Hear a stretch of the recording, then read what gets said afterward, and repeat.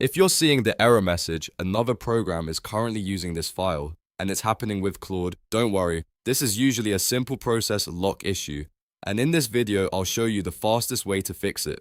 The good news is that in most cases you do not need to reinstall anything, you just need to close the background process that is holding the file open. If this tutorial helps, make sure to hit like and subscribe for more quick software fixes just like this. Now, let's jump in. The first step is to open Task Manager. On your keyboard, press Ctrl, Shift, and ES at the same time. That shortcut opens Task Manager directly, and it's the quickest way to see what's running on your computer.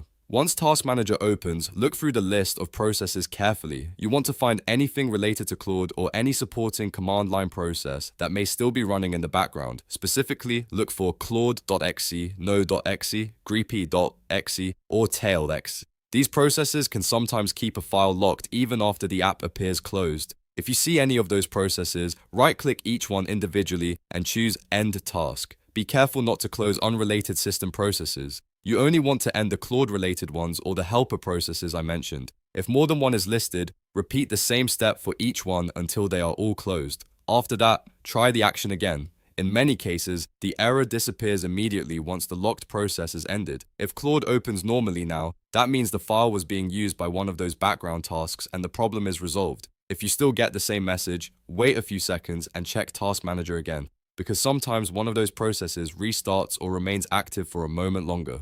End it again if needed, then try once more. This simple fix works because Windows won't let a file be edited, moved, or accessed while another program is using it. So by stopping the process that's holding the file, you free it up and allow Claude to work correctly again.